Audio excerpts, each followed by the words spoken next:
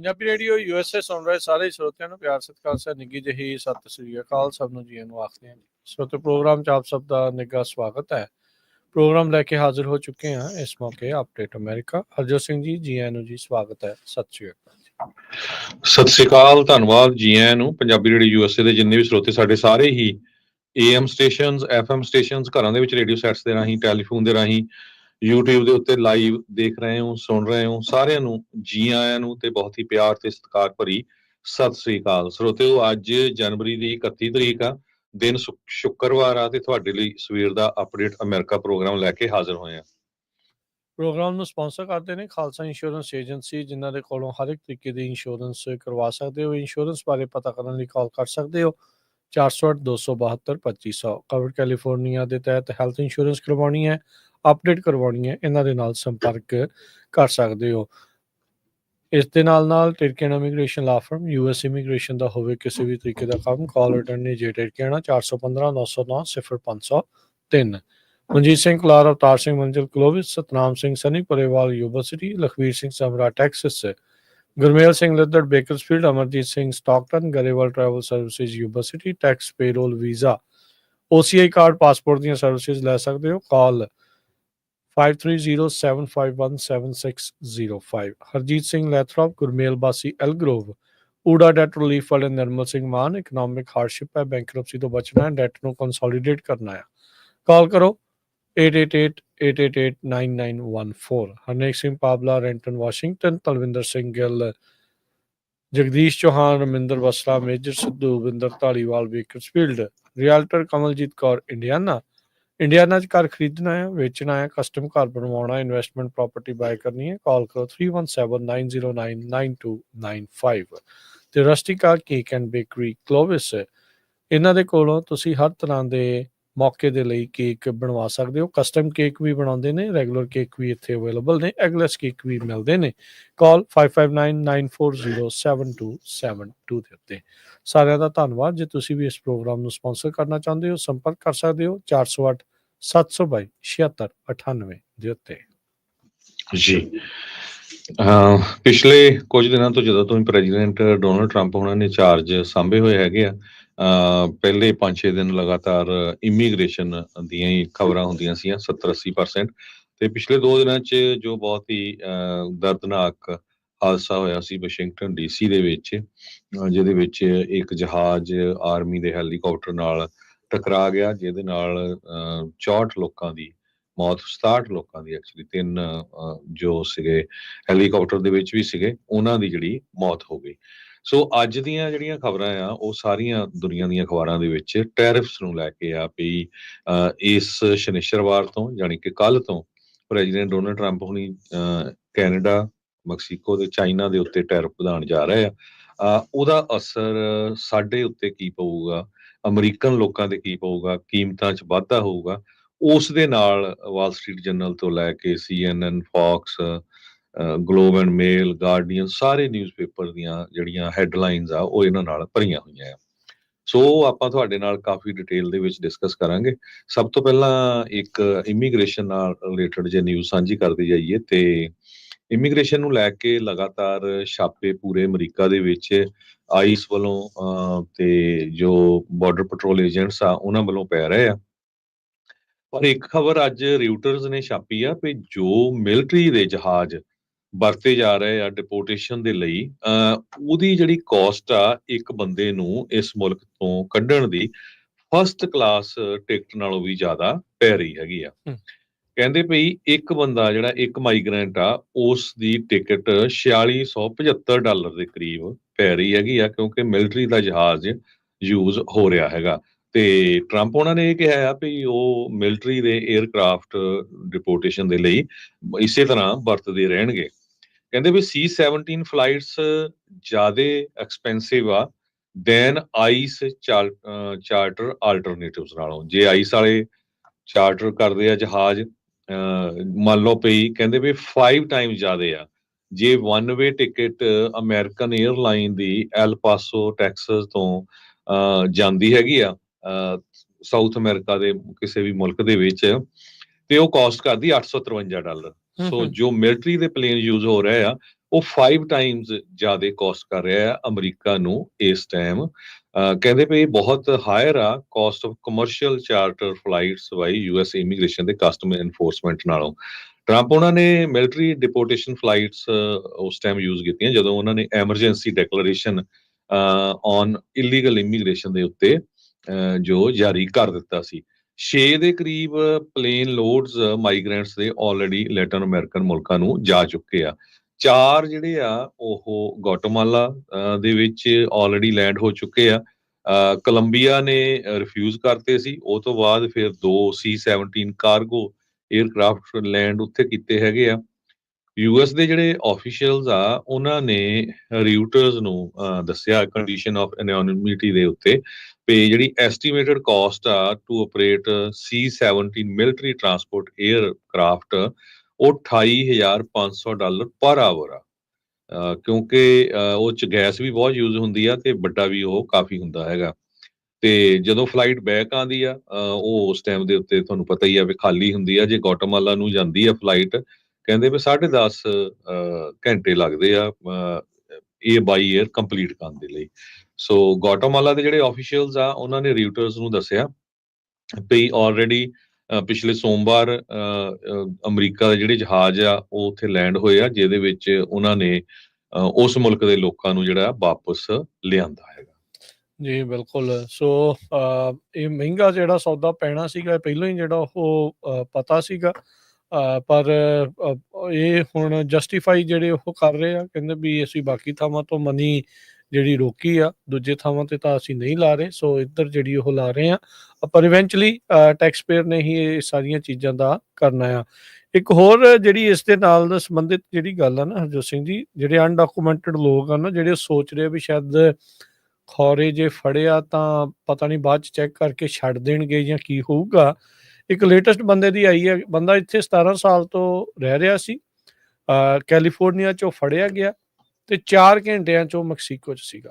ਇੰਨੀ ਤੇਜ਼ੀ ਦੇ ਨਾਲ ਡੈਪੋਟੇਸ਼ਨ ਜਿਹੜੀਆਂ ਆ ਉਹ ਚੱਲ ਰਹੀਆਂ ਆ।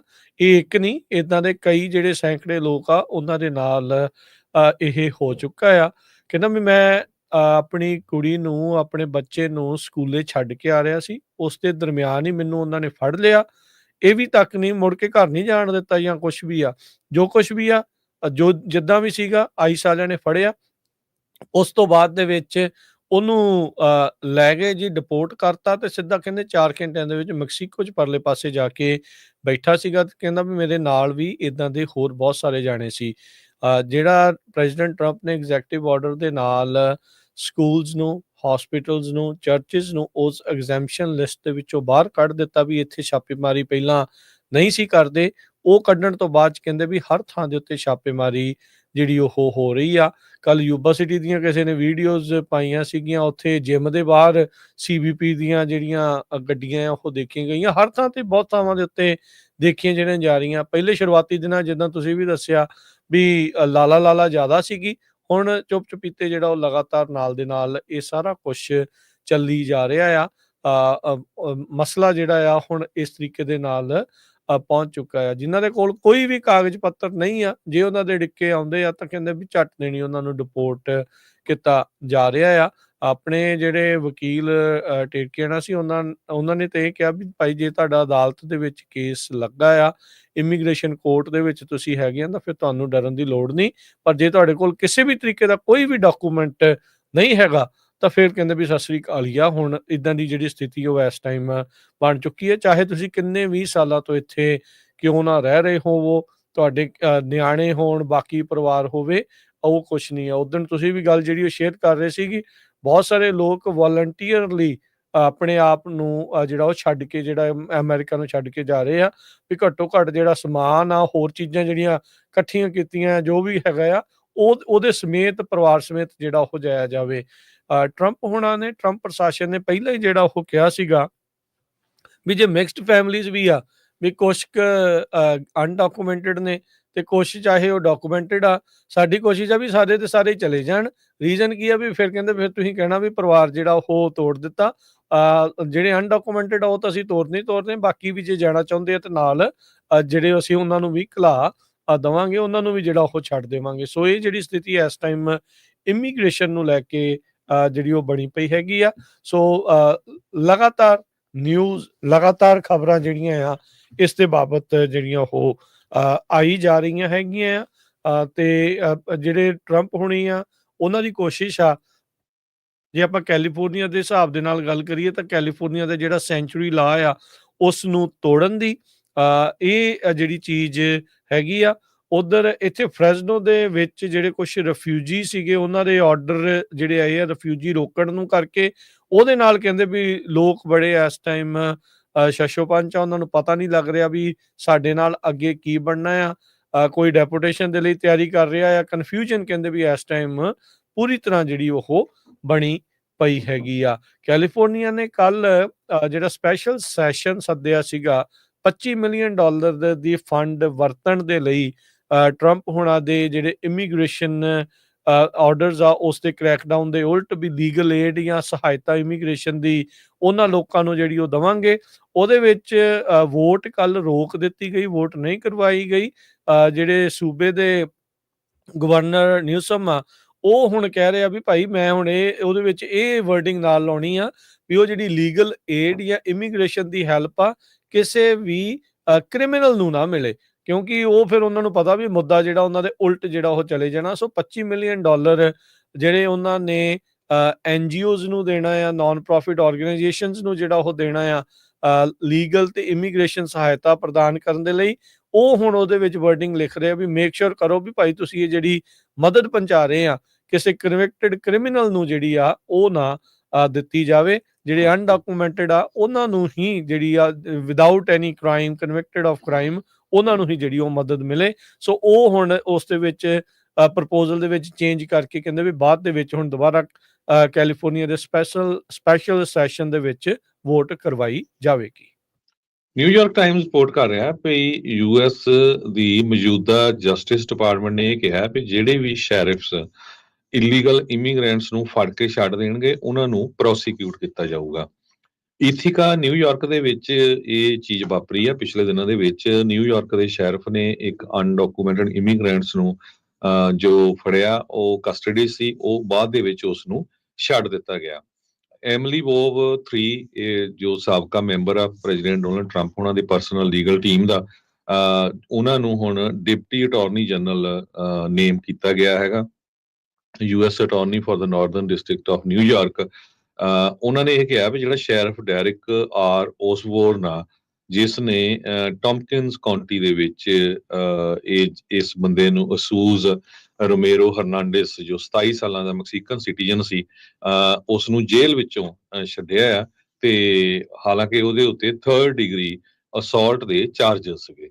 ਸੋ ਉਹਨਾਂ ਨੇ ਕਿਹਾ ਵੀ ਅਸੀਂ ਸ਼ੈਰਿਫ ਦੇ ਪਿੱਛੇ ਇਸ ਇਸ਼ੂ ਦੇ ਉੱਤੇ ਜਾਵਾਂਗੇ। ਸੋ ਜਿਹੜੇ ਸੈਂਕਚੁਰੀ ਸ਼ਹਿਰ, ਸੈਂਕਚੁਰੀ ਸਿਟੀਜ਼ ਸਪੋਰਟ ਕਰ ਰਹੀਆਂ ਹੈਗੀਆਂ, ਉਹਨਾਂ ਦੇ ਪਿੱਛੇ ਹੁਣ ਜਸਟਿਸ ਡਿਪਾਰਟਮੈਂਟ ਯੂਐਸ ਦੀ ਜਾਏਗੀ। ਕੈਲੀਫੋਰਨੀਆ ਦੇ ਸ਼ੈਰਿਫ ਦੇ ਲਈ ਵੀ ਇੱਕ ਇਦਾਂ ਦਾ ਜਿਹੜਾ ਸਵਾਲ ਆ ਉਹ ਹੁਣ ਸਾਹਮਣੇ ਆ ਵੀ ਕਿਉਂਕਿ ਜਿਹੜਾ ਪੋਲੀਟੀਕਲ ਇੱਕ ਕੈਲਕੂਲਸ ਕਹਿ ਲਓ ਵੀ ਜਮਾ ਘਟਾਓ ਉਹਨਾਂ ਦੇ ਮੋਹਰੇ ਜਿਹੜਾ ਉਹ ਆ ਰਿਹਾ ਆ। ਇੱਕ ਪਾਸੇ ਕੈਲੀਫੋਰਨੀਆ ਦਾ ਸੈਂਚੁਰੀ ਲਾ ਆ, ਦੂਜੇ ਪਾਸੇ ਫੈਡਰਲ ਇਮੀਗ੍ਰੇਸ਼ਨ ਦੀ ਐਨਫੋਰਸਮੈਂਟ ਦੇ ਜਿਹੜੇ ਉਹ ਲਾ ਆਏ ਆ। ਜਿੱਦਾਂ ਹੁਣ ਤੁਸੀਂ ਵੀ ਇਹ ਜ਼ਿਕਰ ਕੀਤਾ ਆ, ਇਸ ਦੇ ਵਿੱਚ ਕਈ ਜਿਹੜੇ ਕੈਲੀਫੋਰਨੀਆ ਦੇ ਸ਼ੈਰਿਫਸ ਆ ਉਹਨਾਂ ਨੇ ਤਾਂ ਕਿਹਾ ਵੀ ਭਾਈ ਅਸੀਂ ਜਿਹੜੇ ਫੈਡਰਲ ਇਮੀਗ੍ਰੇਸ਼ਨ ਐਨਫੋਰਸਮੈਂਟ ਦੇ ਵਿੱਚ ਸਾਥ ਨਹੀਂ ਦੇਵਾਂਗੇ। ਪਰ ਕੁਝ ਸ਼ੈਰਿਫਸ ਅਜਿਹੇ ਵੀ ਨੇ ਜਿਹੜੇ ਕਹਿ ਰਹੇ ਆ ਵੀ ਹਾਂ ਅਸੀਂ ਇਸ ਦੇ ਵਿੱਚ ਸਾਥ ਦਿੱਤਾ ਜਾ ਸਕਦਾ ਆ। ਹੁਣ ਕਹਿੰਦੇ ਇੱਕ ਨਵਾਂ ਇਸ ਦੇ ਵਿੱਚ ਡਿਫਰੈਂਟ ਕਾਈਂਡ ਆਫ ਐਂਗਲ ਤੋਂ ਜਿਹੜੀ ਚੀਜ਼ ਦੇਖੀ ਜਾ ਰਹੀ ਆ।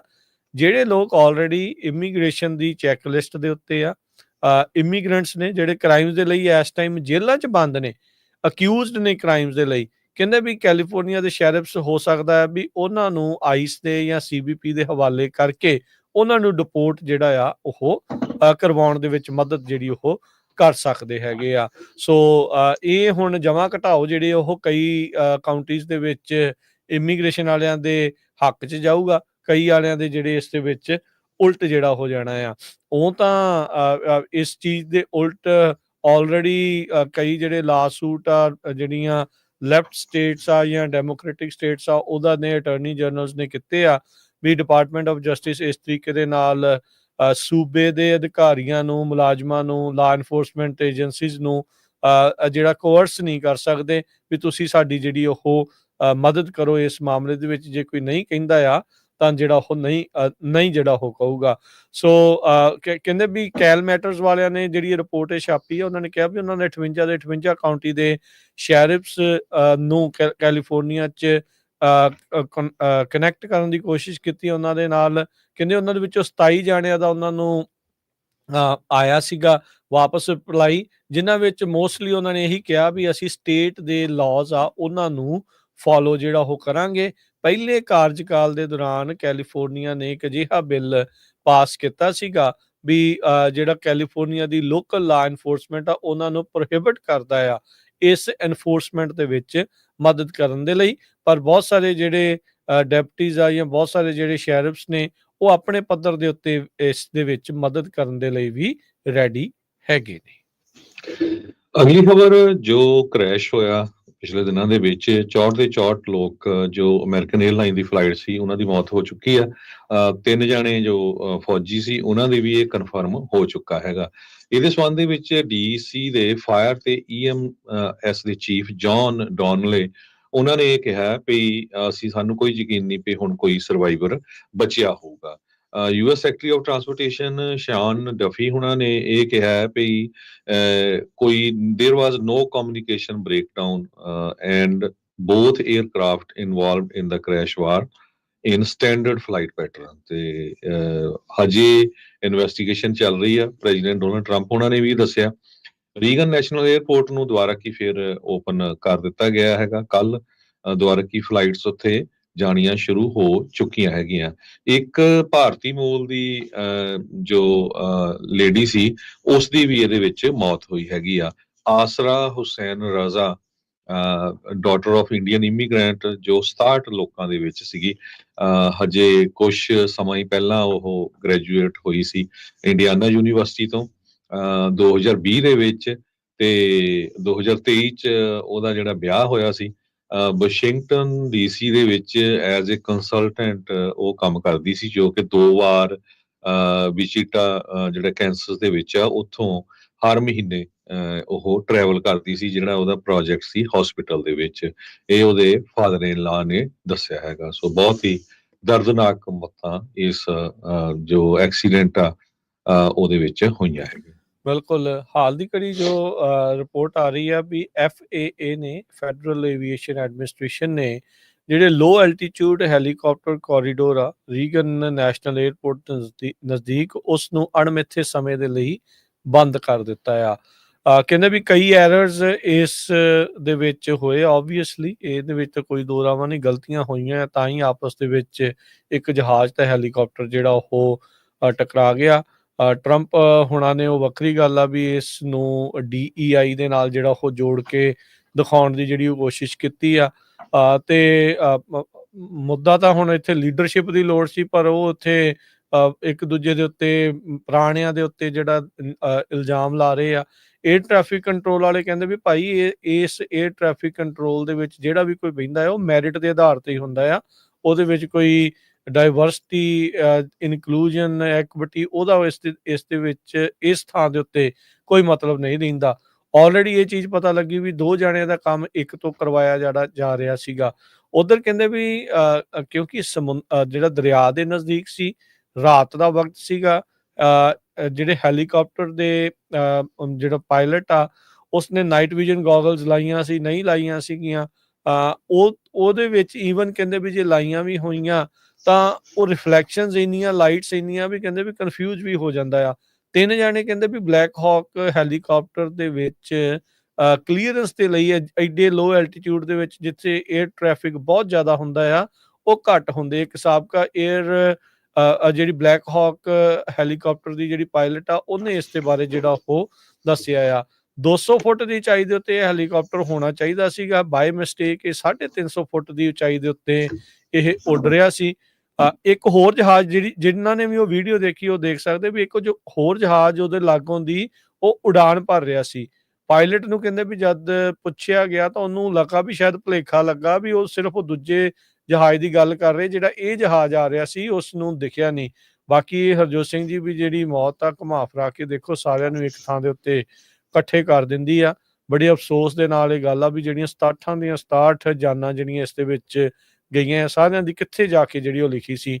ਚੰਦ ਹੀ ਸੈਕਿੰਡਸ ਦੇ ਵਿੱਚ ਉਹ 64 ਜਾਣਿਆਂ ਨੇ ਨਹੀਂ ਤਾਂ ਲੈਂਡ ਹੋ ਜਾਣਾ ਸੀ। ਇਹਨਾਂ ਨੇ ਆਪਣੇ ਰੈਗੂਲਰ ਰੂਟੀਨ ਤੋਂ ਜਿਹੜਾ ਉਹ ਚਲੇ ਜਾਣਾ ਸੀਗਾ, ਪਰ ਅਫਸੋਸ ਵੀ ਇਹ ਦੁਰਘਟਨਾ ਜਿਹੜੀ ਆ ਇਹਨਾਂ ਦੇ ਕਹਿ ਲਓ ਵੀ ਜ਼ਿੰਦਗੀ ਦੇ ਵਿੱਚ ਇਹ ਚੀਜ਼ ਜਿਹੜੀ ਉਹ ਲਿਖੀ ਸੀ, ਇੱਥੇ ਆ ਕੇ ਜਿਹੜੀ ਉਹ ਸਮਾਪਤੀ ਜਿਹੜੀ ਉਹ ਹੋਣੀ ਸੀਗੀ। ਅਜੇ ਵੀ ਜਿਹੜਾ ਮਲਬਾ ਆ ਉਹ ਲਗਾਤਾਰ ਕੱਢਿਆ ਜਿਹੜਾ ਉਹ ਜਾ ਰਿਹਾ ਆ। ਬਲੈਕ ਬਾਕਸਿਸ ਆ ਉਹ ਇਸ ਬਾਬਤ ਆਲਰੇਡੀ ਮਿਲ ਚੁੱਕੇ ਹੈਗੇ ਆ। ਟਰੰਪ ਹੁਣਾਂ ਨੂੰ ਇਸ ਟਾਈਮ ਕਾਫੀ ਕ੍ਰਿਟਿਸਿਜ਼ਮ ਦਾ ਸਾਹਮਣਾ ਕਰਨਾ ਪੈ ਰਿਹਾ, ਜਿੱਦਾਂ ਦੀ ਬਿਆਨਬਾਜ਼ੀ ਜਿਹੜੀ ਆ ਉਹਨਾਂ ਨੇ ਕੋਲੀਜਨ ਮਿਡ ਏਅਰ ਕੋਲੀਜਨ ਤੋਂ ਬਾਅਦ ਦੇ ਵਿੱਚ ਜਿਹੜੀ ਉਹ ਕੀਤੀ ਹੈਗੀ ਆ। ਸੋ ਲੇਟੈਸਟ ਜਿਹੜੀ ਆ ਇਹੀ ਚੀਜ਼ ਜਿਹੜੀ ਉਹ ਆ ਰਹੀ ਆ ਵੀ ਵਿਕਟਮਸ ਦੇ ਬਾਰੇ ਹੌਲੀ ਹੌਲੀ ਜਿਹੜਾ ਉਹ ਪਤਾ ਲੱਗ ਰਿਹਾ ਆ। ਕੱਲ ਇਹ ਵੀ ਸਵਾਲ ਪੁੱਛਿਆ ਗਿਆ ਸੀ ਵੀ ਜਿੰਨੀ ਦੇ ਅਜੇ ਤਾਂ ਵਿਕਟਮਸ ਦਾ ਵੀ ਨਹੀਂ ਤੁਹਾਨੂੰ ਜਿਹੜਾ ਉਹ ਪਤਾ ਵੀ ਕੌਣ ਸੀਗੇ, ਤੇ ਤੁਸੀਂ ਪਹਿਲੋਂ DEI ਦੇ ਉੱਤੇ ਜਿਹੜਾ ਉਹ ਜ਼ੋਰ ਲਾ ਰਹੇ ਆ, ਉਸ ਪਾਸੇ ਵੱਲ ਨੂੰ ਜਿਹੜੀ ਉਹ ਗੱਲ ਕਰ ਰਹੇ ਆ। ਉਧਰ ਕੈਂਸਸ ਤੋਂ ਜਿਹੜੀ ਉੱਡੀ ਫਲਾਈਟ ਸੀ ਉਸ ਦੇ ਵਿੱਚ ਕਹਿੰਦੇ ਵੀ ਇੱਕ ਟੀਚਰ ਲਿੰਡਸੀ ਫੀਲਡਸ ਉਹ ਵੀ ਇਸ ਦੇ ਵਿੱਚ ਸਵਾਰ ਸੀ। ਇਹ ਬਾਇਓਲੋਜੀ ਦੀ ਟੀਚਰ ਸੀ। ਉਹਦੇ ਸਕੂਲ ਵਾਲੇ ਜਿਹੜੇ ਆ ਤੇ ਉਹਦੇ ਪਰਿਵਾਰ ਵਾਲੇ ਇਸ ਟਾਈਮ ਬਹੁਤ ਜ਼ਿਆਦਾ ਕਹਿ ਲਓ ਵੀ ਸ਼ੌਕ ਦੇ ਵਿੱਚ ਨੇ ਵੀ ਇਹ ਸਾਰਾ ਕੁਛ ਕੀ ਜਿਹੜਾ ਉਹ ਵਾਪਰਿਆ ਆ। FAA ਦੇ ਵਿੱਚ ਇਸ ਟਾਈਮ ਪੂਰੀ ਤਰ੍ਹਾਂ ਤੜਥੱਲੀ ਮਚੀ ਪਈ ਆ ਵੀ ਐਡਾ ਵੱਡਾ ਹਾਦਸਾ ਹੋ ਜਿਹੜਾ ਉਹ ਕਿੱਦਾਂ ਗਿਆ ਹੈਗਾ ਆ, ਤੇ ਇਸ ਦੀ ਜਿਹੜੀ ਜਾਂਚ ਆ ਉਹ ਇਸ ਟਾਈਮ ਵੱਡੇ ਪੱਧਰ ਦੇ ਉੱਤੇ ਚੱਲ ਰਹੀ ਹੈ। ਕੱਲ NTSB ਵਾਲੇ ਵੀ ਜਿਹੜੀ ਆ ਪੱਤਰਕਾਰਾਂ ਦੇ ਨਾਲ ਸੰਬੋਧਿਤ ਹੋ ਰਹੇ ਸੀ। ਉਹਨਾਂ ਨੇ ਕਿਹਾ ਵੀ ਦੇਖੋ ਡਾਟਾ ਸਾਡੇ ਕੋਲ ਹੈਗਾ ਆ, ਤੁਸੀਂ ਵੀ ਜਿਹੜੇ ਆ ਆਪਣੇ ਸਪੈਕੂਲੇਸ਼ਨਸ ਆ ਉਹਨਾਂ ਨੂੰ ਥੋੜਾ ਜਿਹਾ ਵਿਰਾਮ ਜਿਹੜਾ ਉਹ ਲਾਓ। ਇਸ ਡਾਟੇ ਦੀ ਪੂਰੀ ਤਰ੍ਹਾਂ ਪੜਚੋਲ ਕਰਕੇ ਤੁਹਾਨੂੰ ਅਸੀਂ ਪੂਰੀ ਜਿਹੜੀ ਜਾਣਕਾਰੀ ਇਸ ਦੇ ਵਿੱਚ ਦੇਵਾਂਗੇ ਵੀ ਮੁਸ਼ਕਲ ਜਿਹੜੀ ਆ ਇਹਦੇ ਵਿੱਚ ਨੁਕਸ ਆ ਜਿਹੜੇ ਆ ਖਰਾਬੀਆਂ ਜਿਹੜੀਆਂ ਆ ਉਹ ਕਿੱਥੇ ਜਿਹੜੀਆਂ ਉਹ ਆਈਆਂ ਹੈਗੀਆਂ ਆ। ਸੋ ਬਲੈਕ ਹਾਕ ਹੈਲੀਕਾਪਟਰ ਦਾ ਜ਼ਿਆਦਾ ਉੱਚਾ ਆਰਡਰ ਆ ਸੀਗਾ, ਇਹ ਗਲਤ ਸੀ, ਇਹ ਠੀਕ ਸੀ, ਉਹ ਕੋਈ ਮਿਸਟੇਕ ਹੋਈ ਆ, ਕਿਵੇਂ ਹੋਇਆ ਆ, ਪਰ ਇਹ ਹਾਦਸਾ ਜਿਹੜਾ ਉਹ ਵਾਪਰ ਗਿਆ। ਅੱਗੇ ਤੋਂ ਇਹ ਕਿੱਦਾਂ ਨਾ ਵਾਪਰੇ ਹੁਣ ਉਸ ਦੇ ਉੱਤੇ ਕਹਿੰਦੇ ਵੀ ਫੋਕਸ ਕਰਨ ਦੀ ਜ਼ਰੂਰਤ ਹੈਗੀ ਆ। ਅਗਲੀ ਅੱਜ ਦੀ ਜਿਹੜੀ ਮੇਨ ਖਬਰ ਆ, ਦੁਨੀਆ ਦੀਆਂ ਸਾਰੀਆਂ ਅਖਬਾਰਾਂ ਨੇ, ਅਮਰੀਕਾ ਦੀਆਂ ਮੇਨ ਅਖਬਾਰਾਂ ਨੇ ਜੋ ਛਾਪੀ ਆ, ਉਹਦੇ ਵਿੱਚ ਉਹਨਾਂ ਨੇ ਇਹ ਕਿਹਾ ਵੀ ਪ੍ਰੈਜ਼ੀਡੈਂਟ ਡੋਨਲਡ ਟਰੰਪ ਹੁਣੀ ਟੈਰਿਫ ਰੇਜ਼ ਕਰਨ ਜਾ ਰਹੇ ਆ ਆਪਣੇ ਦੋਨੋਂ ਹੀ ਗੁਆਂਢੀ ਮੁਲਕ ਕੈਨੇਡਾ ਤੇ ਮੈਕਸੀਕੋ ਦੇ ਉੱਤੇ, ਤੇ ਨਾਲ ਦੀ ਨਾਲ ਚਾਈਨਾ ਦੇ ਉੱਤੇ ਵੀ। ਇਹ ਸ਼ਨੀਚਰਵਾਰ ਨੂੰ ਜਾਣੀ ਕਿ ਕੱਲ ਨੂੰ ਸ਼ੁਰੂ ਹੋ ਜਾਣਗੇ। 25% ਟੈਰਿਫ ਮੈਕਸੀਕੋ ਦੀਆਂ ਚੀਜ਼ਾਂ ਤੇ ਕੈਨੇਡਾ ਦੀਆਂ ਚੀਜ਼ਾਂ ਦੇ ਉੱਤੇ ਲੱਗੂਗਾ। ਬਹੁਤੀਆਂ ਅਖਬਾਰਾਂ ਨੇ ਤਾਂ ਫੋਟੋ ਜਿਹੜੀ ਆ ਉਹ ਮੈਕਸੀਕੋ ਤੋਂ ਜਿਹੜੇ ਆਪਾਂ ਐਵਾਕਾਡੋ ਖਾਂਦੇ ਆ ਉਹਨਾਂ ਦੀ ਲਾ ਕੇ ਲਾਈ ਆ ਵੀ ਹੁਣ ਅਮਰੀਕਾ ਦੇ ਵਿੱਚ ਆਂਡੇ ਤਾਂ ਲੱਭਣੇ ਔਖੇ ਹੋਏ ਆ, ਹੁਣ ਆਵਾਕਾਡੋ ਵੀ ਜਿਹੜੇ ਆ ਅੱਜ ਜਾ ਕੇ ਸਟੋਰਾਂ ਤੋਂ ਭਰ ਲਓ ਭੰਡਾਰ, ਫਿਰ ਆਵਾਕਾਡੋ ਦੇ ਇਹੀ ਹੋਊਗਾ ਫਿਰ ਹੁਣ। ਜੀ, ਸੋ ਟਰੰਪ ਉਹਨਾਂ ਨੇ ਬੜੇ ਲੰਮੇ ਸਮੇਂ ਤੋਂ ਕਿਹਾ ਸੀ ਵੀ ਮੈਂ ਟੈਰਿਫ ਲਾਉਂਗਾ। ਜਦੋਂ ਉਹ ਇਲੈਕਸ਼ਨ ਦੀ ਕੈਂਪੇਨ ਕਰ ਰਹੇ ਸੀ ਉਹਨੇ ਤਾਂ ਕਿਹਾ ਸੀ ਪਹਿਲੇ ਦਿਨ ਤੋਂ ਲਾਉਂਗਾ, ਪਰ ਹੁਣ ਥੋੜੇ ਦਿਨ ਅਟ ਕੇ ਇਹ ਜੋ ਆ 1 ਫਰਵਰੀ ਤੋਂ ਲੱਗਣ ਜਾ ਰਹੇ ਹੈਗੇ ਆ।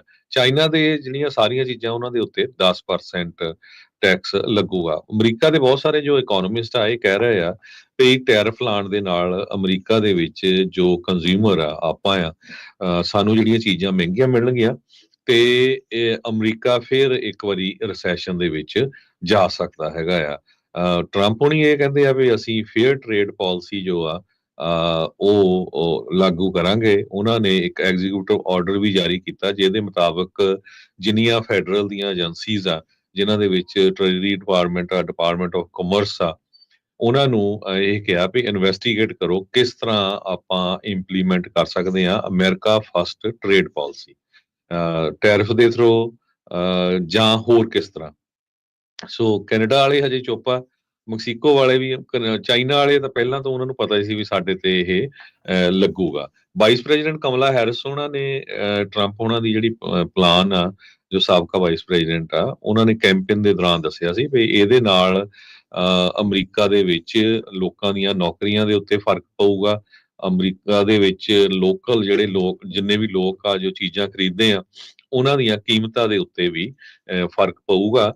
ਤੇ ਜਿਸ ਤਰ੍ਹਾਂ ਇਕਨੋਮਿਸਟ ਕਹਿ ਰਹੇ ਆ ਵੀ ਇਹ US ਦੀ ਇਕਨੋਮੀ ਨੂੰ ਹਰਟ ਕਰੂਗਾ।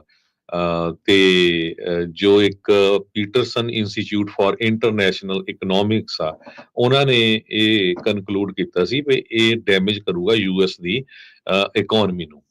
ਮੂਡੀਜ਼ ਨੇ ਵੀ ਪ੍ਰੋਜੈਕਟ ਕੀਤਾ ਟਰੰਪ ਉਹਨਾਂ ਦੀ ਜਿਹੜੀ ਟੈਰਿਫ ਪਲਾਨ ਆ ਉਹਦੇ ਨਾਲ 6,75,000 ਯੂਐਸ ਦੀਆਂ ਜਿਹੜੀਆਂ ਜੌਬਸ ਆ ਉਹ ਜਾ ਸਕਦੀਆਂ ਹੈਗੀਆਂ ਤੇ ਅਨਪਲਾਇਮੈਂਟ 0.4% ਵੱਧ ਸਕਦੀ ਹੈ। ਇਹ ਮੂਡੀ ਦੇ ਜਿਹੜੇ ਚੀਫ ਇਕੋਨੋਮਿਸਟ ਮਾਰਕ ਜ਼ੈਂਡੀ ਆ ਉਹਨਾਂ ਨੇ CNN ਨੂੰ ਅੱਜ ਇੰਟਰਵਿਊ ਦੇ ਦੌਰਾਨ ਦੱਸਿਆ ਹੈਗਾ। ਜੀ ਬਿਲਕੁਲ, ਟੈਰਿਫਸ ਵਧਣ ਦੇ ਨਾਲ ਚੀਜ਼ਾਂ ਜਿਹੜੀਆਂ ਉਹ ਮਹਿੰਗੀਆਂ ਹੋਣੀਆਂ ਹੀ ਹੋਣੀਆਂ, ਇਹਦੇ ਵਿੱਚ ਕੋਈ ਦੋ ਰਾਵਾਂ ਨਹੀਂ। ਜਿਹੜੀ ਅਫੋਰਡੇਬਿਲਿਟੀ ਦੇ ਆਧਾਰ ਦੇ ਉੱਤੇ ਆਏ ਸੀਗੇ ਜਿਹੜੇ ਟਰੰਪ ਹੁਣਾਂ ਨੇ ਇਕੋਨਮੀ ਨੂੰ ਜਿਹੜਾ ਉਹ ਕੀਤਾ ਸੀ, ਪਰ ਉਹ ਸਾਰੀਆਂ ਚੀਜ਼ਾਂ ਨੂੰ ਜਿਹੜਾ ਉਹ ਝਟਕਾ ਜਿਹੜਾ ਉਹ ਲੱਗੇਗਾ। 25% ਜੇ ਸਮਾਨ ਦੇ ਉੱਤੇ ਟੈਰਿਫ ਲੱਗਣਾ ਆ ਤਾਂ 25% ਤਾਂ ਮਿਨੀਮਮ ਹੀ ਮੰਨ ਕੇ ਚੱਲੋ ਨਾ ਵੀ ਚੀਜ਼ਾਂ ਮਹਿੰਗੀਆਂ ਹੋਣਗੀਆਂ। ਉਹਦੇ ਨਾਲ ਡਿਮਾਂਡ ਐਂਡ ਸਪਲਾਈ ਦੇ ਉੱਤੇ ਅਸਰ ਪੈਣਾ। ਜਦੋਂ ਇੰਨੀਆਂ ਚੀਜ਼ਾਂ ਮਹਿੰਗੀਆਂ ਅਚਨਚੇਤੇ ਹੋਣਗੀਆਂ ਤਾਂ ਡਿਮਾਂਡ ਜਿਹੜੀ ਉਹ ਘਟ ਜਾਣੀ ਹੈ, ਸਪਲਾਈ ਚੇਨ ਦੇ ਉੱਤੇ ਅਸਰ ਪਊਗਾ। ਜਦੋਂ ਸਪਲਾਈ ਘਟਣੀ ਆ ਤੇ ਫਿਰ ਸਭ ਤੋਂ ਪਹਿਲਾਂ ਜਿਹੜਾ ਟਰੈਕਿੰਗ ਜਿਹੜੀ ਉਹ ਆਪਣੇ ਸਾਹਮਣੇ ਨਜ਼ਰ ਆਉਂਦੀ ਹੁੰਦੀ ਆ ਵੀ ਉਹਦਾ ਜਿਹੜਾ ਮਾਲ ਮੱਤਾ ਆ ਉਹ ਵੀ ਘਟ ਸਕਦਾ ਹੈਗਾ ਆ। ਸੋ ਟੈਰਿਫਸ ਨੂੰ ਉਹਨਾਂ ਨੇ ਕਿਹਾ ਵੀ ਮੈਂ ਇਸ ਨੂੰ ਇੱਕ ਬਾਰਗੇਨਿੰਗ ਟੂਲ ਦੇ ਤੌਰ ਦੇ ਉੱਤੇ ਜਿਹੜਾ ਉਹ ਵਰਤ ਰਹੇ ਆ ਪ੍ਰੈਜ਼ੀਡੈਂਟ ਟਰੰਪ ਨੇ। ਤੇ ਇਹ ਅਸਲ ਦੇ ਵਿੱਚ ਕਦੀ ਇਹ ਦੇਖਿਆ ਨਹੀਂ ਸੀਗਾ, ਇਹ ਕਦੀ ਸੋਚਿਆ ਨਹੀਂ ਸੀਗਾ ਵੀ ਇਸ ਤਰੀਕੇ ਦੇ ਨਾਲ ਅਚਨਚੇਤੇ ਜਿਹੜਾ ਉਹ ਚੀਜ਼ਾਂ ਨੂੰ ਜਿਹੜਾ ਉਹ ਵਧਾਇਆ ਜਾ ਸਕਦਾ ਆ। ਟਰੰਪ ਹੁਣਾਂ ਨੇ ਵਰਲਡ ਇਕਨੋਮਿਕ ਫੋਰਮ ਦੇ ਵਿੱਚ ਰੀਸੈਂਟਲੀ ਜਿਹੜਾ ਉਹ ਕਿਹਾ ਵੀ ਅਮਰੀਕਾ ਦੀ ਜਿਹੜੀ ਟ੍ਰੇਡ ਪਾਲਿਸੀ ਆ ਉਹ ਸਬਸਿਡਾਈਜ਼ ਕਰਦੀ ਆ ਮੈਕਸੀਕੋ ਤੇ ਕੈਨੇਡਾ ਤੋਂ ਆ ਰਹੇ ਸਮਾਨ ਨੂੰ, ਤੇ America billions of dollar lose ਕਰ ਰਿਹਾ ਆ ਆਪਣੇ ਗਵਾਂਢੀ ਮੁਲਕਾਂ ਤੋਂ। ਤੇ ਇਹ ਉਦਾਂ ਜੇ ਦੱਸਦੇ ਜਾਈਏ, ਜ਼ਿਕਰਯੋਗ ਗੱਲ ਇਹ ਆ ਵੀ ਇਹਨਾਂ ਦੋਨਾਂ ਮੁਲਕਾਂ ਦੇ ਨਾਲ ਜਿਹੜਾ ਅਖੀਰਲੀ ਟ੍ਰੇਡ ਪਾਲਿਸੀ ਉਹ ਟਰੰਪ ਹੁਣੀ ਆਪ ਬਣਾ ਕੇ ਗਏ ਸੀ, ਜਿਸ ਨੂੰ USMCA ਦਾ ਨਾਮ ਜਿਹੜਾ ਉਹ ਦਿੱਤਾ ਗਿਆ ਸੀ। ਉਸ ਤੋਂ ਪਹਿਲਾਂ ਨਾਫਟਾ ਜਿਹੜੀ ਆ ਉਹ ਨਾਫਟਾ ਕਰਕੇ ਜਿਹੜੀ ਆ ਉਹ ਹੁੰਦਾ ਸੀਗਾ। ਨਾਫਟਾ ਦਾ ਇਹਨਾਂ ਨੇ ਪਹਿਲਾਂ ਖਤਮ ਕਰਕੇ ਫਿਰ USMCA ਜਿਹੜੀ ਉਹ ਲਿਆਂਦੀ ਸੀ। ਹੁਣ ਟੈਰਿਫਸ ਵਧਣ ਦੇ ਨਾਲ ਆਲਰੇਡੀ ਲੋਕਾਂ ਨੂੰ ਆਂਡੇ ਇੰਨੇ ਮਹਿੰਗੇ ਮਿਲ ਰਹੇ ਆ, ਆਂਡਿਆਂ ਤੋਂ ਲੋਕ ਬਹੁਤ ਜ਼ਿਆਦਾ ਦੁਖੀ ਆ ਖਾਣ ਪੀਣ ਦੇ ਜਿਹੜੇ ਉਹ ਸਮਾਨ ਤੋਂ, ਤੇ ਹੁਣ 25% ਟੈਰਿਫ ਲਾਉਣ ਦੇ ਨਾਲ ਜਿਹੜਾ ਆ ਉਹ ਅਸਰ ਪਊਗਾ। 1 ਮਾਰਚ ਤੋਂ ਨਹੀਂ ਜੀ, 1 ਫਰਵਰੀ ਤੋਂ ਕਹਿ ਰਹੇ ਆ ਟਰੰਪ ਹੁਣਾਂ ਨੇ ਕੱਲ ਤੋਂ ਜਿਹੜਾ ਆ ਇਹ ਟੈਰਿਫ ਜਿਹੜੇ ਉਹ ਲੱਗਣੇ ਸ਼ੁਰੂ ਜਿਹੜੇ ਉਹ ਹੋਣਗੇ। ਟ੍ਰੈਜਰੀ ਸੈਕਟਰੀ ਕਹਿੰਦੇ ਵੀ ਉਹਨਾਂ ਨੇ ਕੱਲ ਇਹ ਕਿਹਾ ਵੀ ਅਸੀਂ 2.5% ਟੈਰਿਫ ਲਾਉਣਾ ਆ, ਟਰੰਪ ਹੁਣੀ 25% ਜਿਹੜਾ ਉਹ ਆਖ ਰਹੇ ਆ। ਕਨਫਿਊਜ਼ਨ ਕਹਿੰਦੇ ਵੀ ਹੁਣ ਇਸ ਤੋਂ ਵੀ ਜ਼ਿਆਦਾ ਜਿਹੜੀ ਉਹ ਬਣੀ ਪਈ ਆ। ਕੈਨੇਡਾ ਤੇ ਮੈਕਸੀਕੋ ਵਾਲਿਆਂ ਨੂੰ ਵੀ ਜਿਹੜਾ ਕੋਈ ਸਮਝ ਨਹੀਂ ਆ ਰਿਹਾ ਵੀ ਸਾਡੇ ਨਾਲ ਹੁਣ ਅੱਗੇ ਬਣਨ ਕੀ ਜਾ ਰਿਹਾ ਆ। ਜੇ ਸੈਟਰਡੇ ਨਹੀਂ ਤਾਂ ਕਹਿੰਦੇ ਕੁਛ ਲਿਮਿਟਿਡ ਟੈਰਿਫਸ ਜਿਹੜੇ ਆ ਉਹ ਸੈਟਰਡੇ ਨੂੰ ਕੱਲ ਨੂੰ ਜਿਹੜੇ ਉਹ ਆ ਸਕਦੇ ਆ।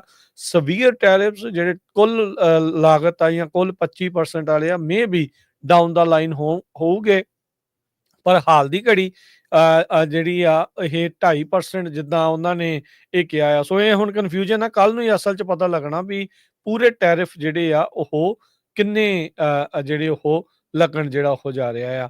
ਫੋਰਨ ਅਫੇਅਰ ਮਿਨਿਸਟਰ ਮੈਲੀਨ ਜੋਲੀ ਉਹਨਾਂ ਨੇ ਬੁੱਧਵਾਰ ਨੂੰ ਕਿਹਾ ਸੀਗਾ ਵੀ ਅਸੀਂ ਉਮੀਦ ਕਰਦੇ ਹਾਂ ਵੀ ਟੈਰਿਫਸ ਤੋਂ ਜਿਹੜਾ ਉਹ ਬਚਾਅ ਹੋਵੇ।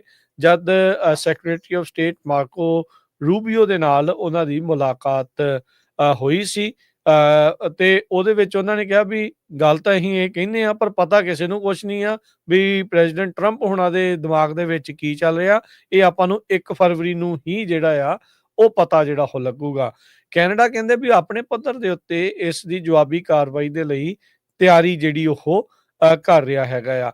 ਕੈਨੇਡੀਅਨ ਅਧਿਕਾਰੀਆਂ ਨੇ ਕਿਹਾ ਵੀ ਉਹਨਾਂ ਨੇ ਵੀ ਦਰਜਨਾਂ ਹੀ ਅਮਰੀਕਨ ਪ੍ਰੋਡਕਟਸ ਆ ਉਹਨਾਂ ਦੀ ਲਿਸਟ ਦੇ ਉੱਤੇ ਕੰਮ ਕਰ ਰਹੇ ਆ ਜਿਹੜੇ ਕਿ US ਤੋਂ ਐਕਸਪੋਰਟ ਕੀਤੀ ਜਾਂਦੀ ਆ ਕੈਨੇਡਾ ਨੂੰ, ਵੀ ਉਹਨਾਂ ਉੱਤੇ ਵੀ ਜਿਹੜੇ ਉਹ ਟੈਰਿਫ ਲਾਏ ਜਾ ਸਕਦੇ ਆ। ਕਹਿੰਦੇ ਵੀ ਤਾਂ ਜੋ ਉਹਨਾਂ ਨੂੰ ਬਰਾਬਰ ਦਾ ਜਿਹੜਾ ਇੱਕ ਫਰਕ ਆ ਉਹ ਪੈ ਜਿਹੜਾ ਹੋ ਸਕੇ। ਸੋ ਟਰੰਪ ਹੁਣਾਂ ਨੇ 10% ਟੈਰਿਫਸ ਹਰ ਇੱਕ ਤਰ੍ਹਾਂ ਦੀ ਗੁੱਡਸ ਦੇ ਉੱਤੇ, ਸਮਾਨ ਦੇ ਉੱਤੇ ਜੋ ਅਮਰੀਕਾ 'ਚ ਆ ਰਿਹਾ ਆ ਉਸ ਦੇ ਲਈ ਪਹਿਲਾਂ ਉਹਨਾਂ ਨੇ ਪੇਸ਼ਕਸ਼ ਜਿਹੜੀ ਉਹ ਕੀਤੀ ਸੀ, ਪਰ ਬੀਤੇ ਦਿਨਾਂ ਦੇ ਵਿੱਚ ਉਹਨਾਂ ਨੇ ਇਸ ਨੂੰ 25% ਕਰ ਦਿੱਤਾ। ਕੱਲ ਪ੍ਰੈਜ਼ੀਡੈਂਟ ਟਰੰਪ ਹੁਣਾਂ ਨੇ ਬ੍ਰਿਕਸ ਵਾਲਿਆਂ ਨੂੰ ਵੀ ਚੇਤਾਵਨੀ ਜਿਹੜੀ ਉਹ ਪੂਰੀ ਖੁੱਲ ਕੇ ਜਿਹੜੀ ਉਹ ਦੇ ਦਿੱਤੀ। ਇੰਡੀਆ ਜਿਹਦੇ ਵਿੱਚ ਆਉਂਦਾ ਵੀ ਜੇ ਤੁਸੀਂ US ਤੋਂ ਪਰੇ ਨੂੰ ਜਾਂਦੇ ਆ ਤਾਂ ਤੁਸੀਂ ਯੂਐਸ ਦੇ ਪਰੇ ਤੋਂ ਮਤਲਬ ਯੂਐਸ ਡਾਲਰ ਤੋਂ ਪਰੇ ਨੂੰ ਜਾਂਦੇ ਆ ਜਾਂ ਹੋਰ ਡਾਲਰ ਨੂੰ ਜਾਂ ਹੋਰ ਕਰੰਸੀ ਨੂੰ ਅਪਣਾਉਣ ਬਾਰੇ ਸੋਚ ਰਹੇ ਆ, ਤਾਂ ਤੁਹਾਡੇ ਸਾਰਿਆਂ ਦੇ ਉੱਤੇ 100% ਟੈਰਿਫ ਜਿਹੜਾ ਆ ਮੈਂ ਉਹ ਠੋਕ ਦੇਣਾ। ਸੋ ਬਾਂਹ ਜਿਹੜੀ ਆ ਉਹ ਇਸ ਤਰੀਕੇ ਦੇ ਨਾਲ ਸਾਰੇ ਮੁਲਕਾਂ ਦੀ ਮਰੋੜ ਰਹੇ ਹੈਗੇ ਆ। ਟੈਰਿਫ ਦੇ ਚੱਕਰ ਦੇ ਵਿੱਚ ਹੀ ਹਰਜੋਤ ਸਿੰਘ ਜੀ ਕੋਲੰਬੀਆ ਮੈਕਸੀਕੋ ਵਾਲੇ ਜਿਹੜੇ ਡੈਪੋਟੇਸ਼ਨ ਫਲਾਈਟਾਂ ਨਹੀਂ ਸੀ ਲੈਣ ਦੇ, ਉਹਦੇ ਵਿੱਚ ਬਾਂਹ ਟੈਰਿਫ ਦੀ ਕਰਕੇ ਜਿਹੜੀ ਮਰੋੜ ਕੇ ਉਹਨਾਂ ਨੇ ਜਹਾਜ਼ ਜਿਹੜੇ ਉੱਥੇ ਲਵਾਉਣੇ ਜਿਹੜੇ ਉਹ ਸ਼ੁਰੂ ਕਰ ਲਏ ਹੈਗੇ ਆ। ਸੋ ਹੁਣ ਦੇਖੋ ਕੱਲ ਨੂੰ ਕੀ ਜਿਹੜਾ ਹਰਜੋਤ ਸਿੰਘ ਜੀ ਇਸ ਦੇ ਵਿੱਚ ਬਣਦਾ ਆ। ਮੈਕਸੀਕੋ ਤੋਂ ਗੱਡੀਆਂ ਬਹੁਤ ਆਉਂਦੀਆਂ ਨੇ। ਹਰ ਇੱਕ ਕੰਪਨੀ ਨੇ ਮੈਕਸੀਕੋ ਦੇ ਵਿੱਚ ਅਸੈਂਬਲੀ ਪਲਾਂਟਸ ਜਿਹੜੇ ਉਹ ਲਾਏ ਆ। ਉੱਥੋਂ ਨਵੀਆਂ ਗੱਡੀਆਂ ਬਣ ਕੇ ਫਿਰ ਅਮਰੀਕਾ 'ਚ ਆਉਂਦੀਆਂ ਕਿਉਂਕਿ ਕੰਪਨੀਆਂ ਨੂੰ ਸਸਤਾ ਪੈਂਦਾ ਆ।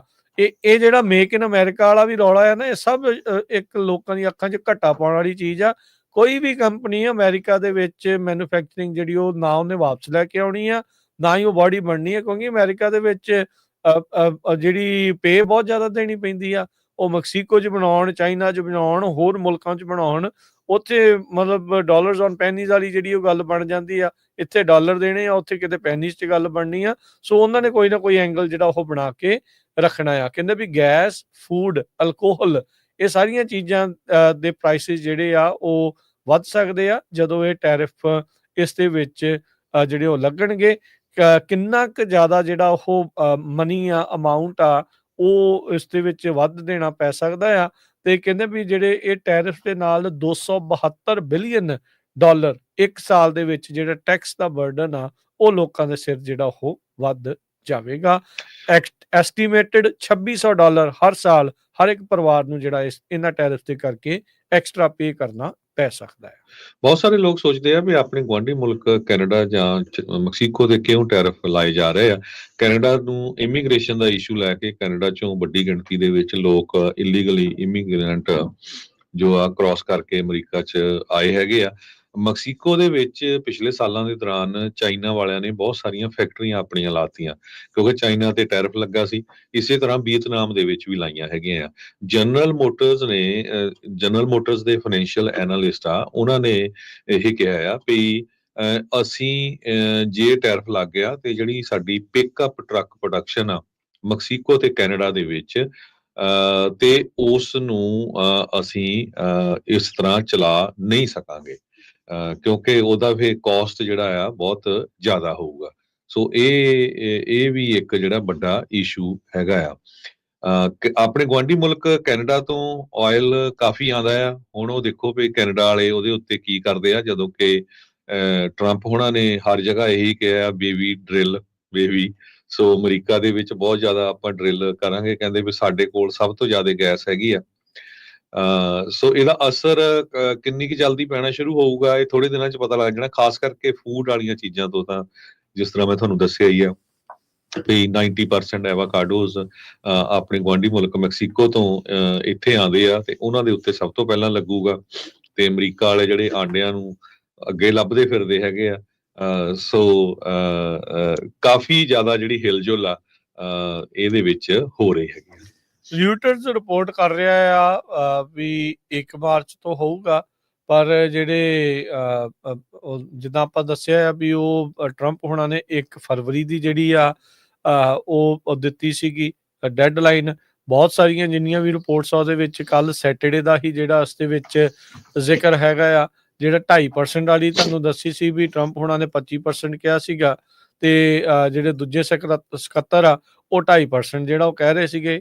ਤੇ ਇਹਨਾਂ ਨੇ ਇਹ ਵੀ ਜਿਹੜਾ ਉਹ ਦੱਸਿਆ ਵੀ ਇਸ ਮਾਮਲੇ ਦੇ ਵਿੱਚ ਵੀ ਪਹਿਲਾਂ ਸ਼ਾਇਦ ਥੋੜਾ ਲਾ ਕੇ ਤੇ ਇਵੈਂਚੁਅਲੀ ਜਿਹੜਾ ਇਸ ਨੂੰ ਹੋਰ ਵਧਾਇਆ ਜਿਹੜਾ ਉਹ ਜਾ ਸਕਦਾ ਆ। ਸੋ ਲੈਟਸ ਸੀ ਕੀ ਬਣਦਾ ਆ। ਕੱਲ ਨੂੰ ਜਿਹੜਾ ਉਹ ਪਤਾ ਲੱਗੇਗਾ। ਅਚਨਚੇਤੇ ਹੀ ਅਸਰ ਪਊਗਾ ਕੀਮਤਾਂ ਦੇ ਉੱਤੇ, ਹੌਲੀ ਹੌਲੀ ਅਸਰ ਪਊਗਾ। ਇਹ ਆ ਹੁਣ ਆਪਾਂ ਸਾਰਿਆਂ ਨੇ ਸਾਂਝੇ ਤੌਰ ਦੇ ਉੱਤੇ ਜਿਹੜਾ ਉਹ ਇਵੈਂਚੁਅਲੀ ਫੀਲ ਕਰਨਾ ਹੈਗਾ ਆ। ਤੇ ਹਰਜੋਤ ਸਿੰਘ ਜੀ ਬ੍ਰੇਕ ਦਾ ਵਕਤ ਹੋ ਗਿਆ, ਇੱਕ ਬ੍ਰੇਕ ਲੈ ਲੈਂਦੇ ਆ ਤੇ ਬ੍ਰੇਕ ਤੋਂ ਬਾਅਦ ਮੁੜਦੇ ਆ ਵਾਪਸ ਤੇ ਖਬਰਾਂ ਦਾ ਸਿਲਸਿਲਾ ਅਪਡੇਟ ਅਮਰੀਕਾ 'ਚ ਜਾਰੀ ਰਹੇਗਾ।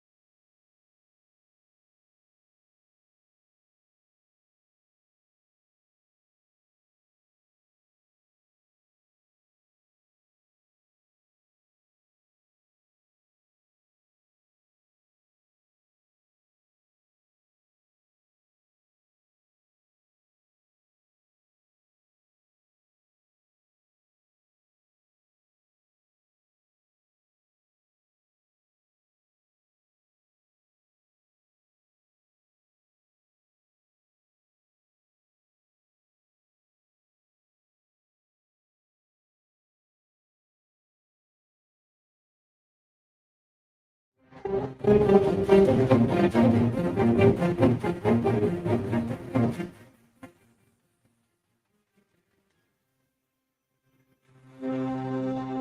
ਤੋਂ ਬਾਅਦ ਇੱਕ ਵਾਰੀ ਫਿਰ ਆਪ ਸਭ ਦਾ ਸਵਾਗਤ ਹੈ। ਇਸ ਵਕਤ ਪ੍ਰੋਗਰਾਮ ਚੱਲ ਰਿਹਾ ਜੀ ਇਸ ਮੌਕੇ ਅਪਡੇਟ ਅਮਰੀਕਾ। ਹਰਜੋਤ ਸਿੰਘ ਜੀ, ਜੀ ਆਇਆਂ ਨੂੰ, ਸਵਾਗਤ ਹੈ। ਸਤਿ ਸ਼੍ਰੀ ਅਕਾਲ। ਸਤਿ ਸ਼੍ਰੀ ਅਕਾਲ, ਧੰਨਵਾਦ, ਜੀ ਆਇਆਂ ਨੂੰ। ਜਿਸ ਤਰ੍ਹਾਂ ਆਪਾਂ ਟੈਰਿਫ ਦੀ ਗੱਲਬਾਤ ਪਹਿਲਾਂ ਕਰ ਰਹੇ ਸੀ, ਭਾਰਤ ਦੇ ਨਾਲ ਸੰਬੰਧਿਤ ਜੇ ਗੱਲ ਕਰਦੇ ਜਾਈਏ, ਪ੍ਰੈਜ਼ੀਡੈਂਟ ਡੋਨਲਡ ਟਰੰਪ ਉਹਨਾਂ ਨੇ ਇਹ ਕਿਹਾ ਵੀ ਫਾਈਂਡ ਅਨਦਰ ਸੱਕਰ। ਟਰੰਪ ਉਹਨਾਂ ਨੇ ਇਹ ਕਿਹਾ ਵੀ 100% ਟੈਰਿਫ ਅਸੀਂ ਬ੍ਰਿਕਸ ਦੇ ਮੈਂਬਰ ਦੇ ਉੱਤੇ ਲਾਵਾਂਗੇ, ਇਨਕਲੂਡਿੰਗ ਇੰਡੀਆ। ਇਹ ਉਹਨਾਂ ਨੇ ਜਿਹੜੀ ਸਟੇਟਮੈਂਟ ਜਾਰੀ ਕੀਤੀ ਆ ਵੀ ਜੇ ਤੁਸੀਂ ਸੋਚ ਰਹੇ ਆ ਨਾ ਵੀ ਡਾਲਰ ਨੂੰ ਰਿਪਲੇਸ ਕਰੋਗੇ ਤੇ ਤੁਹਾਡੇ ਉੱਤੇ 100% ਜੋ ਟੈਕਸ ਆ ਉਹ ਲੱਗੂਗਾ।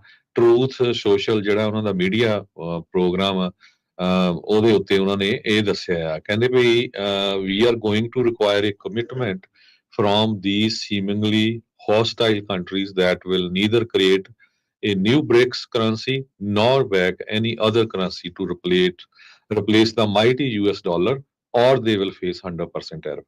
ਤੇ ਜੇ ਤੁਸੀਂ ਡਾਲਰ ਨੂੰ ਰਿਪਲੇਸ ਕਰਨ ਦੀ ਸੋਚ ਰਹੇ ਹੋ ਨਾ ਤੇ ਫਿਰ ਤਿਆਰ ਹੋ ਜਾਓ ਕਿ 100% ਤੁਹਾਡੇ ਤੇ ਟੈਰਿਫ ਲੱਗੂਗਾ।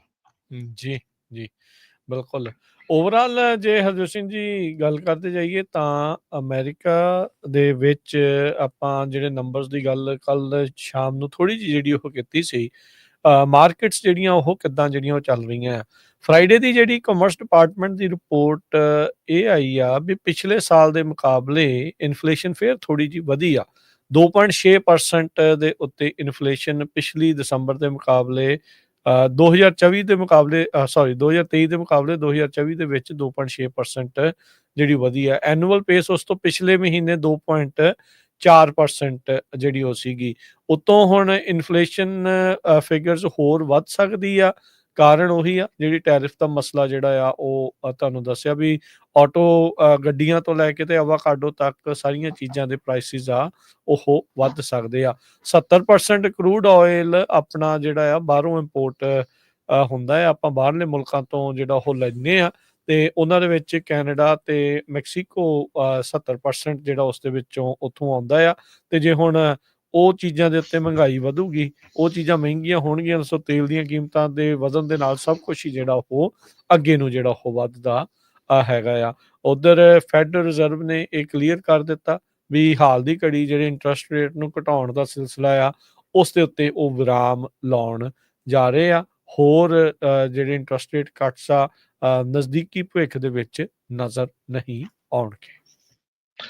ਜੀ, ਅਗਲੀ ਜਿਹੜੀ ਖਬਰ ਆ ਉਹ ਪ੍ਰੈਜ਼ੀਡੈਂਟ ਟਰੰਪ ਹੁਣਾਂ ਦੀ ਜਿਹੜੀ ਇੱਕ ਈਮੇਲ ਜਿਹੜੇ ਉਹਨਾਂ ਦੇ ਆਫਿਸ ਵੱਲੋਂ ਭੇਜੀ ਗਈ ਹੈਗੀ ਆ EMPLOYEES ਨੂੰ, ਫੈਡਰਲ EMPLOYEES ਨੂੰ, ਉਹਨਾਂ ਨੇ ਇੱਕ ਹੋਰ ਐਡੀਸ਼ਨਲ ਈਮੇਲ ਰਿਸੀਵ ਕੀਤੀ ਆ। ਫੋਰਕ ਇਨ ਦਾ ਰੋਡ ਜਿਹੜਾ ਰੈਜ਼ਿਗਨੇਸ਼ਨ ਆਫਰ ਆ ਉਹਦੇ ਸੰਬੰਧ ਦੇ ਵਿੱਚ ਫਰਵਰੀ 6 ਕਿਹਾ ਸੀ ਵੀ ਫਰਵਰੀ 6 ਤੋਂ ਪਹਿਲਾਂ ਰਿਜ਼ਾਈਨ ਕਰ ਜਾਓ ਤੇ ਤੁਹਾਨੂੰ ਸਤੰਬਰ 30 ਤੱਕ ਜੋ US office of personal management ਆ ਉਹਨਾਂ ਵੱਲੋਂ ਇਹ ਦੱਸਿਆ ਗਿਆ ਸੀ ਵੀ ਤੁਹਾਨੂੰ ਤਨਖਾਹ ਮਿਲਦੀ ਰਹੂਗੀ। ਤੇ ਏਜੰਸੀ ਦੇ ਕੋਲ ਹਜੇ ਫੰਡਿੰਗ ਨਹੀਂ ਹੈਗੀ ਮਾਰਚ 14 ਤੱਕ। ਮਾਰਚ 14 ਤੋਂ ਬਾਅਦ ਉਹ ਕਾਂਗਰਸ ਨੇ ਅਪਰੂਵ ਕਰਨਾ ਹੈਗਾ। ਬਹੁਤ ਸਾਰੇ ਜਿਹੜੇ ਲੇਬਰ ਯੂਨੀਅਨਸ ਆ ਉਹ ਇਹ ਕਹਿ ਰਹੇ ਆ ਵੀ ਇਹ ਕਾਂਗਰਸ ਨੇ ਜੋ ਇਹ ਈਮੇਲ ਭੇਜੀ ਆ ਇਹਦੇ ਅਗੇਂਸਟ ਜੋ ਵੀ ਆ ਉਹਨਾਂ ਦਾ ਆਪਣਾ ਮਤਾ ਪਾਸ ਕਰ ਦੇਣਾ ਹੈ, ਇਹ ਲਾਗੂ ਨਹੀਂ ਹੋਣਾ ਹੈਗਾ। ਤੇ ਪਰ ਨੈਸ਼ਨਲ ਸਾਇੰਸ ਫਾਊਂਡੇਸ਼ਨ ਉਹਨਾਂ ਨੇ ਵੀ ਇਹ ਦੱਸਿਆ ਆ ਵੀ ਇਹ ਆਫਰ ਵੈਲਿਡ ਹੈਗੀ ਆ ਤੇ ਆਨਰਡ ਬਾਈ NSF ਹੈਗੀ ਆ। ਸੋ ਕਾਫੀ ਜਿਹੜਾ ਭੰਬਲ ਭੂਸਾ ਪਿਆ ਹੋਇਆ ਆ, ਖਾਸ ਕਰਕੇ ਜਿਹੜੇ ਫੈਡਰਲ EMPLOYEES ਆ। ਬਹੁਤ ਸਾਰੇ ਜਿਹੜੇ ਫੈਡਰਲ EMPLOYEES ਆ 25 30 ਸਾਲ ਤੋਂ ਜਿਹੜੇ ਕੰਮ ਕਰ ਰਹੇ ਆ ਉਹ ਡਰੇ ਹੋਏ ਹੈਗੇ ਆ। 17 ਦੇ ਕਰੀਬ ਇੰਸਪੈਕਟਰ ਜਨਰਲ ਟਰੰਪ ਉਹਨਾਂ ਨੇ ਫਾਇਰ ਕਰ ਦਿੱਤੇ ਆ। ਇੱਕ ਏਸ਼ੀਅਨ ਮੂਲ ਦੀ ਬੀਬੀ ਵੀ ਸੀ, ਉਹ ਕਹਿੰਦੀ ਵੀ ਤੁਸੀਂ ਏਦਾਂ ਨਹੀਂ ਕਰ ਸਕਦੇ, 30 ਡੇ ਨੋਟਿਸ ਦੇਣਾ ਪੈਂਦਾ ਹੈ ਜੋ ਲੀਗਲ ਸਾਰਾ ਕੁਝ। ਤੇ ਉਹਨੂੰ ਚੱਕ ਕੇ ਜਿਹੜਾ ਆ ਉਹਦੇ ਆਫਿਸ ਚੋਂ ਜੋ ਸ਼ੈਰਿਫਸ ਵਾਲੇ ਆ ਉਹਨਾਂ ਨੇ ਬਾਹਰ ਕੱਢਿਆ ਹੈਗਾ। ਸੋ ਇਹ ਇਸ਼ੂ ਕਾਫੀ ਵੱਡਾ ਬਣਿਆ ਆ। ਦੂਸਰੇ ਪਾਸੇ ਡੋਜ ਦੇ ਜਿਹੜੇ ਮੇਨ ਹੈਡ ਹੈਗੇ ਆ ਇਲੋਨ ਮਸਕ, ਉਹਨਾਂ ਨੂੰ ਜਿੱਥੇ ਆਫਿਸ ਮਿਲਿਆ ਉਹ ਕਹਿੰਦੇ ਵੀ ਮੈਂ ਹੁਣ ਰਾਤ ਨੂੰ ਵੀ ਉੱਥੇ ਹੀ ਸੋਇਆ ਕਰਨਾ ਆ। ਇਲੋਨ ਮਸਕ ਦਾ ਤੁਹਾਨੂੰ ਪਤਾ ਹੀ ਹੈ ਵੀ ਜਦੋਂ ਟੈਸਲਾ ਦੇ ਵਿੱਚ ਵੀ ਉਹ ਫਰੀਮੌਂਟ 'ਚ ਵੀ ਕੰਮ ਕਰਦੇ ਸੀ ਤੇ ਉਹ ਉੱਥੇ ਹੀ ਆਪਣੇ ਆਫਿਸ ਦੇ ਵਿੱਚ ਹੀ ਸੌ ਜਾਂਦੇ ਸੀ ਤੇ ਉਹਨਾਂ ਨੂੰ ਕੰਮ ਕਰਨ ਦਾ ਜਿਹੜਾ ਬਹੁਤ ਜ਼ਿਆਦਾ ਜਿਹੜੀ ਆ એનર્ਜੀ ਹੈਗੀ ਆ। ਸੋ ਉਹ ਕਹਿੰਦੇ ਵੀ ਜਿੰਨਾ ਚਿਰ ਤੱਕ ਮੈਂ ਕਮਿਟਮੈਂਟ ਕੀਤੀ ਸੀ ਵੀ ਇੰਨੇ ਟ੍ਰਿਲੀਅਨ ਡਾਲਰ, 2 ਟ੍ਰਿਲੀਅਨ ਡਾਲਰ ਦੇ ਕਰੀਬ ਗਵਰਨਮੈਂਟ ਦੇ ਬਚਾਣੇ ਆ, ਤੇ ਸਾਰੀਆਂ ਜਿਹੜੀਆਂ ਡਿਪਾਰਟਮੈਂਟਸ ਆ ਉਹਨਾਂ ਦੇ ਵਿੱਚੋਂ ਫਾਇਰਿੰਗ ਕਰਨੀ ਆ, ਹਾਇਰਿੰਗ ਕਰਨੀ ਆ, ਤਾਂ ਕਿ ਜੋ ਉੱਥੇ ਲੋਕ ਕੰਮ ਕਰਦੇ ਆ ਉਹ ਵਧੀਆ ਕੰਮ ਕਰ ਸਕਣ। ਮੈਂ ਭਈ ਉੱਥੇ ਹੀ ਜਿਹੜੇ ਵਾਈਟ ਹਾਊਸ ਦੇ ਨਾਲ ਜਿਹੜਾ ਉਹਨਾਂ ਨੂੰ ਆਫਿਸ ਮਿਲਿਆ ਉੱਥੇ ਹੀ ਸੌਂਗਾ। ਬਿਲਕੁਲ, ਵੈਸੇ ਚਲੋ ਉਹਦਾ ਟੱਬਰ ਹੈ ਨਹੀਂ ਆ, ਨਿਆਣਿਆਂ ਨਾਲ ਬਣਦੀ ਨਹੀਂ ਆ, ਘਰ ਵਾਲੀਆਂ ਉਹਦੀਆਂ ਪਤਾ ਨਹੀਂ ਕਿੰਨੀਆਂ ਆ, ਸੋ ਤਾਂ ਕਰਕੇ ਵੀ ਕਾਰਨ ਹੋਣਾ ਵੀ ਚਲੋ ਉੱਥੇ ਹੀ ਸੌਣਾ, ਘਰੇ ਨਹੀਂ ਕੋਈ ਵਾੜਦਾ ਹੋਣਾ।